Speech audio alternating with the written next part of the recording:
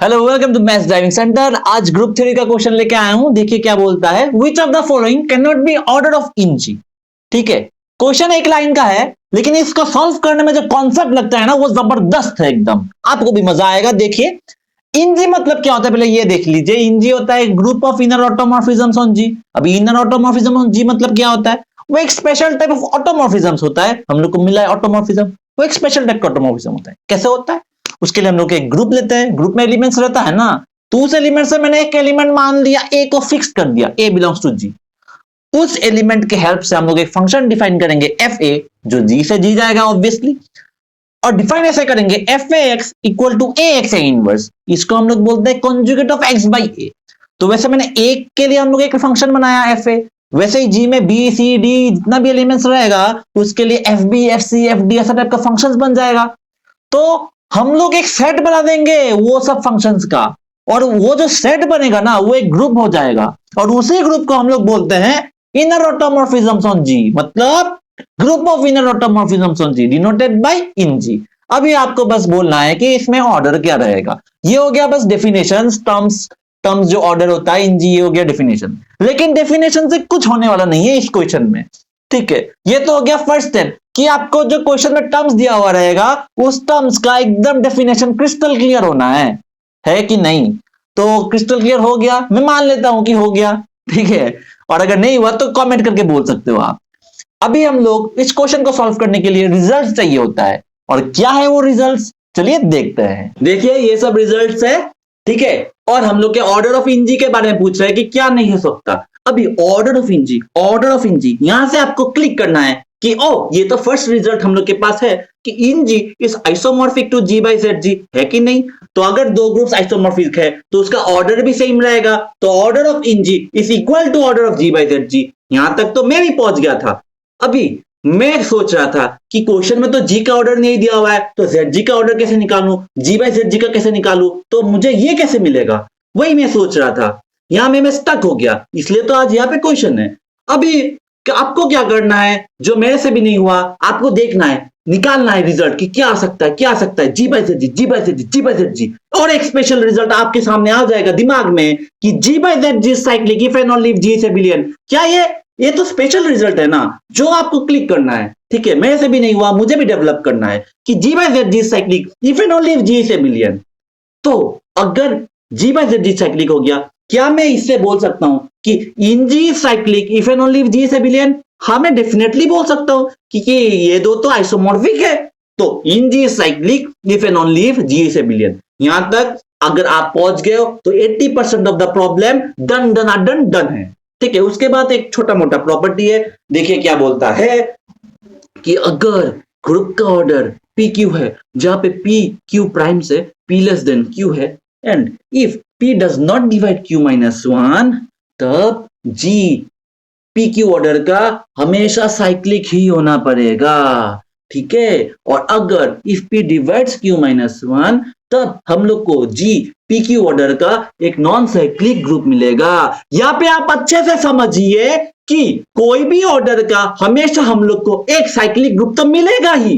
Question ये आता है कि हम लोग को एक ऑर्डर का नॉन साइक्लिक ग्रुप मिलेगा कि नहीं। तो ये एक स्पेशल प्रॉपर्टी है जो बोलता है कि अगर p does not divide q minus one, तो p क्यू ऑर्डर का हम लोग को नॉन साइक्लिक ग्रुप मिल ही नहीं सकता। और अगर p divides q minus one, तब में ऑर्डर ऑफ जीपी की ऑर्डर का हम लोग को एक नॉन साइक्लिक ग्रुप मिल सकता है। तो ये एकदम अच्छे से आपको क्लियर होना है। अभी देखिए क्वेश्चन में, देखिए इंटरेस्टिंग अभी होगा। देखिए हम लोग को निकालना है ऑर्डर ऑफ इंजी क्या नहीं हो सकता। इंजी क्या है, group of inner automorphisms on जी है। तो सपोज मैं लेट कर लेता हूं कि ऑर्डर ऑफ इंजी मैं एज्यूम कर लेता हूं कि 15। Suppose order of inn G equal to 15। 15 को मैं क्या लिख सकता हूं, 3 into 5, where p is 3, q is 5, and 3 does not divide 5 minus 1, है कि नहीं। तो यहां से मैं क्या बोल पाऊंगा, p does not divide q minus 1, then g is cyclic। तो यहां से मैं क्या बोल पाऊंगा कि इन जी साइक्लिक, है कि नहीं। और अगर इन जी साइक्लिक हो गया तब जी को क्या होना पड़ेगा, एबिलियन होना पड़ेगा।